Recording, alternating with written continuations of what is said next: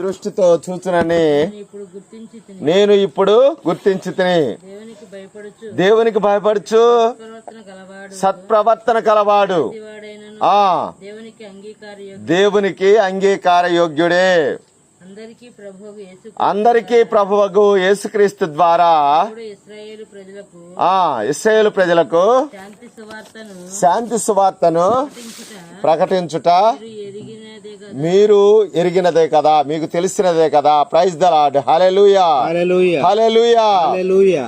ప్రియమైన క్రైస్తవ సహోదరి సహోదరుడా, పేతురు గారు అపోస్తల కార్యములో తెలియజేసిన, అంటే అంతకుముందు సువార్తలలో ఆయన 4 సువార్తలు ఉన్నాయి.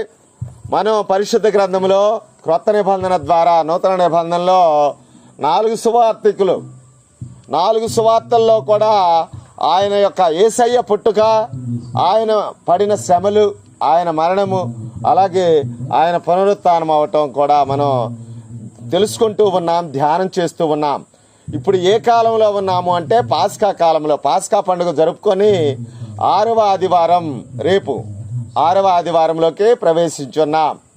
కాబట్టి ఈ పాస్కా పండుగ అనగా యేసు భగవానుడు మరణాన్ని గెలిచి పునరుత్థానమైనటువంటి రోజు. ఈస్టర్ పండుగ పునరుత్థాన పండుగ. కాబట్టి ఈ యొక్క పునరుత్థానమైన లోకంలో అనేక మంది మానవులు ఉన్నారు, గొప్పవాళ్ళు ఉన్నారు, పేరు ప్రఖ్యాతులు, ధనవంతులు ఉన్నారు. అయితే చనిపోయిన తర్వాత తిరిగి లేవటం ఎవరికీ సాధ్యం కాలేదు. కానీ ఒక్క యేసు ప్రభువుకు మాత్రమే ఆనాడు పరిశుద్ధ గ్రంథంలో పాత నిబంధనలో తెలియజేసినట్లుగా యెషయా ప్రవక్త, అనేక మంది ప్రవక్తల ప్రవచనాలు యేసయ్యలో నెరవేరినాయి. సువార్తలు 4 అన్నా. సువార్తల పేర్లు ఏంటి? మత్తయి సువార్త, మార్కు సువార్త, అలాగే పునీత లూకా సువార్త, పునీత యోహాను గారు వ్రాసిన సువార్త. సువార్త, సు అంటే మంచి, మంచి వార్త.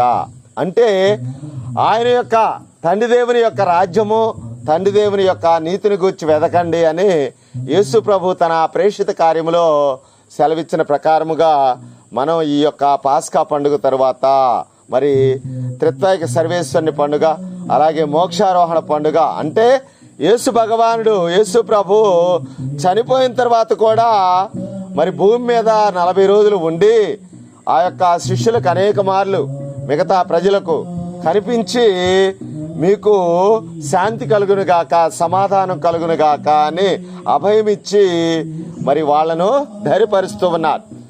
మరి అంతకుముందేమో యేసు ప్రభువుని అప్పగించినప్పుడు శిష్యులు భయంతో చెల్లాచెదురై వాళ్ళు బిక్కుబిక్కుమంటూ గడిపారు. కానీ ఎప్పుడైతే ప్రభువు మరణించి 3వ నాడు జీవవంతుడిగా లేచిన తర్వాత శిష్యులకు కనిపించి తోమా గారికి, ఇదిగో తన శిష్యుడైనటువంటి తోమా ఒకసారి లేడు, మిగతా శిష్యులు మేడగదిలో ఆ యొక్క గదిలో ఉన్నప్పుడు తలుపులు మూసినట్లు ఉండగానే యేసు ప్రభు కనిపించాడు. కనిపించి మీకు శాంతి కలుగును గాక అని. తర్వాత వాళ్ళు ఎంతో సంతోషించారు యేసయ్యను చూసామని. అలాగే మరి తోమా గారు, అంటే యేసు ప్రభు శిష్యుడు ఒక ఆయన తోమా లేడు. అయితే వచ్చిన తర్వాత మిగతా శిష్యులు చెప్పారు, మేము ప్రభువుని చూసాం. కానీ తోమా ఏం చెప్పాడు? నేను ఆయన గాయాలలో వేలు పెట్టి చూస్తేనే నమ్ముతాను అని చెప్పిన తర్వాత 8 రోజులకి మరలా తోమా గారు ఉన్నారు, మిగతా శిష్యులు కూడా ఉన్నారు. మళ్ళీ యేసు ప్రభు కనిపించాడు. కనిపించి తోమాతో చెప్పినటువంటి మాట, తన శిష్యుడైనటువంటి తోమా గారితో, ఇదిగో తోమా, నీ యొక్క వేలు నా గాయాలలో పెట్టి చూడు, చూసి నమ్మిన వారి కంటే చూడక నమ్మిన వారు ధన్యులు అని మరి ఆ విధంగా ఆ యొక్క శిష్యుడిని హెచ్చరించినప్పుడు వెంటనే ఒక మాట పలికాడు తోమా గారు. ఏమని? నా ప్రభు, నా దేవా, నా దేవా అని, నా ప్రభువా అని ఆయన పలికాడు. అప్పుడు మరి పలికిన తర్వాత కూడా తన యొక్క అవిశ్వాసాన్ని విశ్వాసంలో బలపరుస్తూ ఉన్నాడు. చూసి నమ్మిన వారి కంటే చూడక నమ్మిన వారు ధన్యులు అని. అటువంటి గొప్ప మరి పునీతుడిగా ఆయన తోమా గారు దేవుని విశ్వసించి మన యొక్క భారతదేశం చెన్నై వచ్చి మరి అక్కడ హతసాక్షిగా దేవుని కోసం తన ప్రాణాలను కూడా త్యాగం చేశాడు. ప్రియ క్రైస్తవ సహోదరి సహోదరుడా, ఇవి ఎందుకు ధ్యానం చేస్తున్నాము అంటే ఈ యొక్క మే మాసము మరి తల్లికి అంకితమైనటువంటి ఈ యొక్క నెలలో మరి ఆ యేసు భగవానుడు ఎవరి ద్వారా ఉద్భవించాడు? మరీ తల్లి ద్వారా. ఆ మరీ తల్లి ఎన్నో బాధలు ఎన్నో త్యాగాలు చేసింది. మరి చూడండి, తల్లిదండ్రులుగా మరి ఆ మరీ తల్లి, అలాగే సాకుడు తండ్రి జోజప్ప గారు, ఇదిగో పవిత్రాత్మ ప్రభావం వలన ఎటువంటి స్త్రీమూర్తికి దక్కనటువంటి గొప్ప పుణ్యము భాగ్యము ఆ మరీ తల్లికి. ప్రియ క్రైస్తవ సహోదరి సహోదరుడా, మనమంతా కూడా భారముతో ఉంటాం. ఆ భారం మరి ఏ విధంగా దేవదేవుడు తొలగిస్తాను అని సెలవిస్తూ ఉన్నాడో పునీత మత్తయ్య గారి సువార్తలో ఉంటుంది. 11వ అధ్యాయము 28వ వాక్యం ఈ విధంగా సెలవిస్తూ ఉంది. చదవండి. పునీత మత్తయ్య సువార్త 11వ అధ్యాయము 28వ వాక్యము.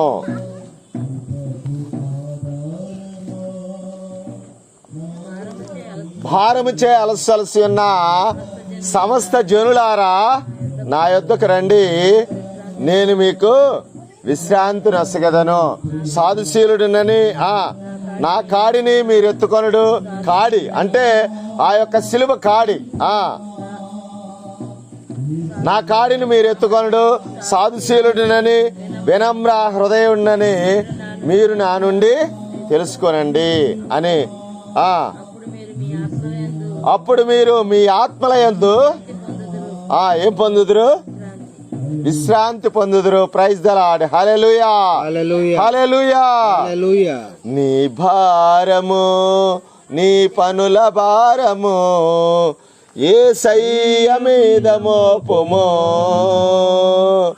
నీ భారము నీ పనుల భారము యేసయ్య మీద మోపుము.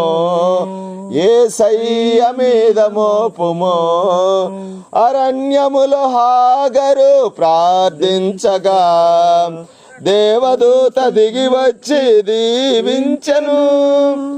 అరణ్యములో హాగరు ప్రార్థించగా దేవదూత దిగి వచ్చి దీవించెను. దీవించెను, ఆశీర్వదించెను.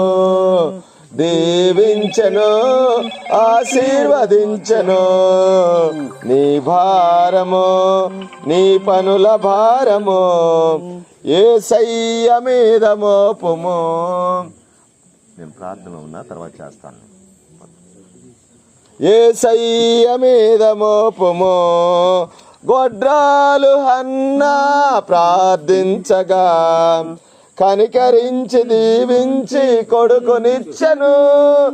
గొడ్రాలు హన్నా ప్రార్థించగా కనికరించి దీవించి కొడుకునిచ్చెను. కనికరించెను, కన్నీరు తుడిచెను. కనికరించెను, కన్నీరు తుడిచెను. నీ భారము నీ పనుల భారము యేసయ్య మీద మోపుము. యేసయ్య మీద మోపుము. దైవజనుడు ఏలియా ప్రార్థించగా కాకులతో రొట్టెనిచ్చి పోషించెను. దైవజనుడు ఏలియా ప్రార్థించగా కాకులతో రొట్టెనిచ్చి పోషించెను. ఆదరించెను, ఆకలి తీర్చెను. ఆదరించెను, ఆకలి తీర్చెను. నీ భారము నీ పనుల భారము యేసయ్య మీద మోపుము. యేసయ్య మీద మోపుము. Praise the Lord. Hallelujah, praise the Lord. Hallelujah, hallelujah, hallelujah, hallelujah. ప్రియమైన క్రైస్తవ సహోదరి సహోదరులారా, దేవుని మీద మనం భారం వేస్తే మన యొక్క అవసరతలు అక్కర్లు అన్నీ కూడా ఆ దేవదేవుడు తీరుస్తాడు. ఇదిగో మనము ప్రార్థన చేస్తాం. ఆనాడు చూడండి, హన్నా ప్రార్థన చేసింది. పండంటి మగబిడ్డ సమూవేలు ప్రవక్తను పొందుకుంది. అలాగే జకరియా ఎలిజబెత్తమ్మల కుమారుడు ఎవరు తెలుసా మీకు? జకరియా ఎలిజబెత్తమ్మల కుమారుడు పునీత బాప్తిస్మ యోహాను గారు. ఇదిగో చూడండి, ఆయన కూడా మరి వరము చేత పుట్టాడు. ఇదిగో ఆ యొక్క తల్లిదండ్రులు జకరియా ఎలిజబెత్తమ్మలు. పునీత బాప్తిస్మ యోహాను గారు ఆ యొక్క ఎడారిలో పుట్టుక తేనెను త్రాగుచు ఆ యొక్క మిడతలను పూజించవచ్చు. చూడండి, అసలుకి మన ఆహారం ఏంటి? వరి మిగతా, అవునా? కొన్ని దేశాల్లో వరి అన్నం ఉండదు, ఏముంటది? చపాతీలు, గోధుమతో చేసినటువంటి ఆ యొక్క పదార్థాలు.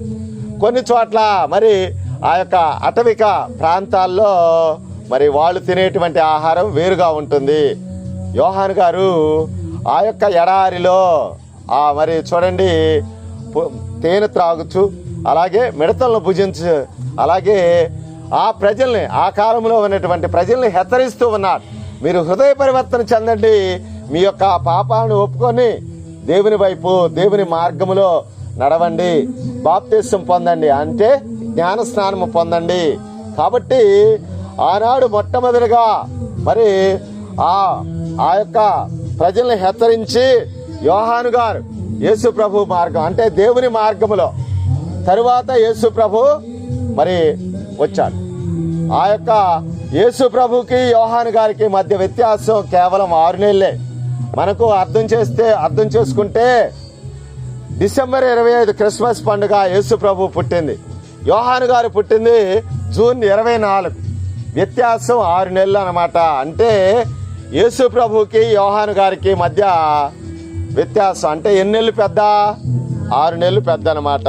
అయితే యోహాను గారు అలాగే మరి యేసు ప్రభు, ప్రియ క్రైస్తవ సహోదరుడా, దైవరాజ్యం గురించి హెచ్చరించాడు ఆ యొక్క ప్రజల్ని. అయితే యోహాను గారు కూడా తగ్గింపు మనస్తత్వంతో చూడండి, ఆయన స్నాపకుడుగు యోహాను గారు ఆ యొక్క ప్రాంతము ఎడారి ప్రాంతం, అరణ్య ప్రాంతము, మరి ఆ యొక్క ప్రజల్ని హెచ్చరించి దేవుని మార్గంలో. యేసు ప్రభు వచ్చినప్పుడు యోహాను గారు ఏమంటాడు?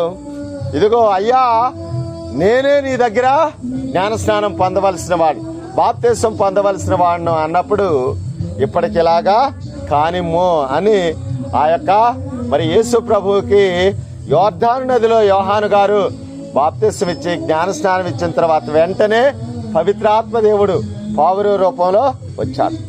ఇవన్నీ కూడా ఎవరి ద్వారా జరిగినాయి అంటే మరి చూడండి ప్రియ క్రైస్తవ సహోదరుడా, తండ్రి దేవుడు తన యొక్క చిత్తము చొప్పున.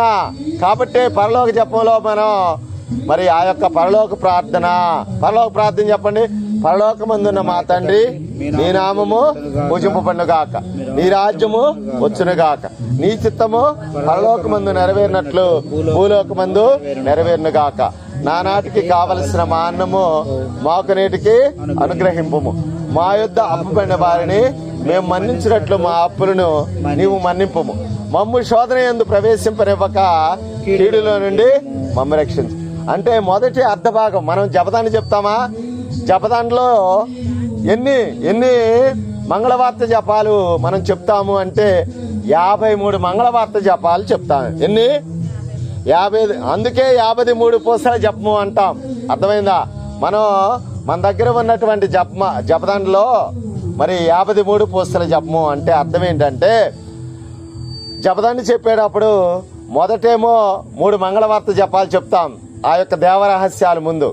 తర్వాత 5 గుర్తులు 5 పదులు ఎంత? 50 మంగళవార్త జపాలన్నమాట.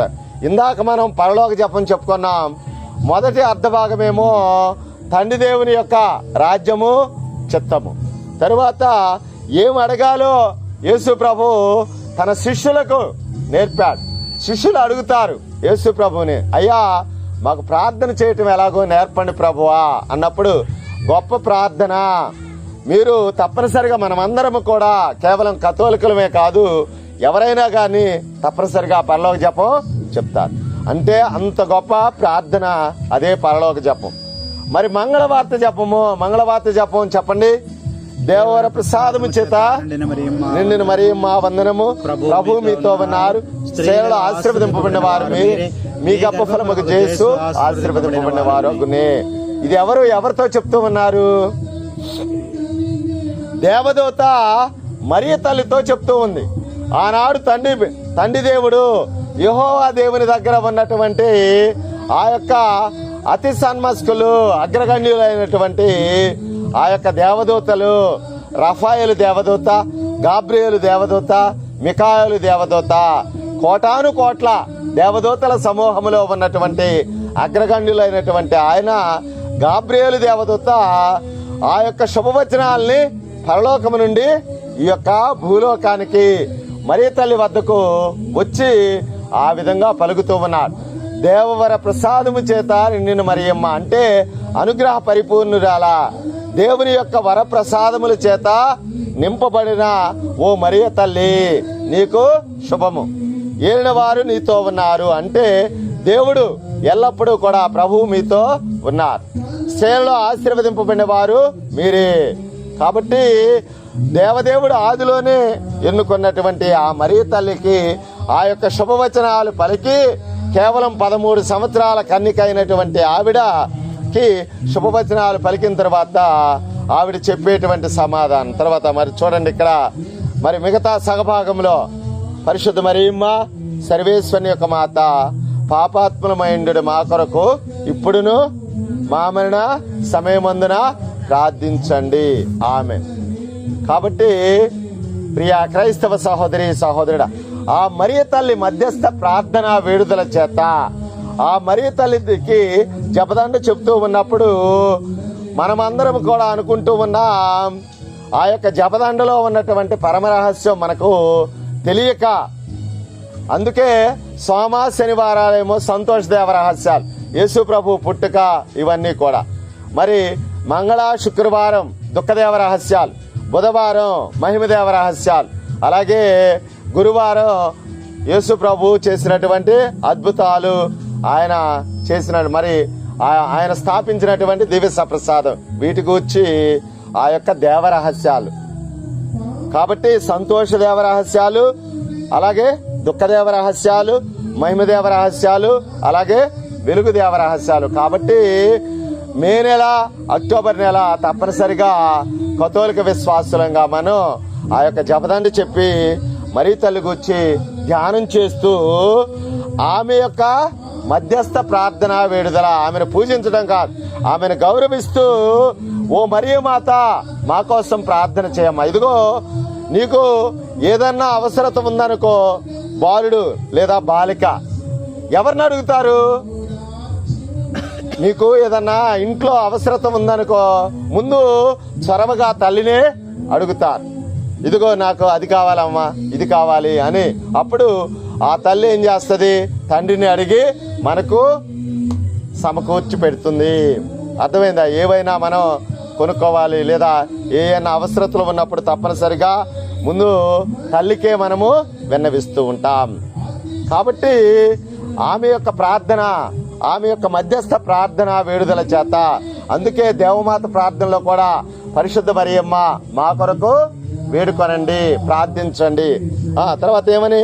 పరిశుద్ధ మరియమ్మ సర్వేశ్వరుని యొక్క మాత, కన్యకల యొక్క పరిశుద్ధ కన్యక అన్నప్పుడు ఈ విధంగా 53 పూసలు చెప్తూ ఉంటే మనము మా కొరకు వేడుకొనండి, మా కొరకు ప్రార్థించండి అని. కాబట్టి మనము ఆ మరియ తల్లి ప్రార్థన, మధ్యస్థ ప్రార్థన వేడుదల చేత ఈ కుటుంబంలో ఉన్నటువంటి అవసరతలు, అక్కర్లు అన్నీ కూడా మరి వచ్చే సంవత్సరం ఈ పాటికల్లా వారి యొక్క తలంపులు, హృదయ కోరికలు, అంటే గృహ నిర్మాణం కావచ్చు, ఇంకా ఏవైనా మరి తలంపులు వారు తలపెట్టిన ఆ యొక్క హృదయ కోరికలన్నీ కూడా నెరవేరాలని మనం ప్రార్థన చేసినప్పుడు, ఎక్కడ 2-3 నా నామం పేరుటి గుమ్ముకూడతారో అక్కడ దేవుని సన్నిధి ఉంటుంది. కాబట్టి దేవుణ్ణి అడగాలి. అడుగుడి మీకు ఇవ్వబడును, వెదకుడి మీకు దొరుకును, తట్టుడి మీకు తెరవబడును అని సెలవిచ్చాడు దేవదేవుడు. కాబట్టి అడిగిన ప్రతి వానికి ఇదిగో ఒక ఆవిడ న్యాయం కోసం అంట న్యాయాధిపతి వద్దకు వెళ్ళి మొరపెట్టుకుంది. అయ్యా, ఇదిగో మరి నాకు అన్యాయం జరుగుతూ ఉంది, కాబట్టి మీరు తీర్పు తీర్చండి, నాకు న్యాయం చేయండి అని న్యాయాధిపతిని. సరే, ఆయన ఏం చేశాడు, ఒకరోజు వినలా, 2 రోజులు వినలా, కానీ ఆవిడ మరి పదే పదే మొరపెట్టుకున్నప్పుడు ఆ న్యాయాధిపతి అంట ఆమెకు మరి న్యాయం చేశాడంట. ఎందుకని, ఈవిడ ప్రతిరోజు వచ్చి నన్ను అడుగుతూ ఉంది, ఈవిడ్ని ఇంకా ఇన్నిసార్లు తిప్పి పంపటం వద్దు అనుకొని ఆ న్యాయాధిపతి న్యాయం చేసినట్లుగా పరిశుద్ధ గ్రంథంలో కూడా, అంటే ప్రార్థనలో కూడా మనం పదే పదే అడగాలి దేవదేవుణ్ణి. ఒకసారి ప్రార్థన చేసి మనం వెంటనే అద్భుతాలు ఆశిస్తాం, కానీ దేవుడు ఎవరికి ఎప్పుడు ఇవ్వాలో ఆయనకు తెలుసు అన్నమాట. కాబట్టి ఆమె యొక్క ప్రార్థనా సహాయము, మరీ తల్లి ప్రార్థనా సహాయము ఈ మే నెలలో, మే మాసములో మరి ఆమె యొక్క వేడుదల చేత ఈ యొక్క మరి గృహములో కావలసినటువంటి అవసరతలు అక్కర్లో మనం ప్రార్థన చేసి మరి కుటుంబానికి ఎన్నో దీవెనలు ఆశీర్వాదాలు వచ్చులాగున 30 దంతలు 60 దంతలు 100 దంతలు ఆశీర్వాదం రావాలని మనం ప్రార్థన చేద్దాం. దేవుడు ఈ వాక్యాన్ని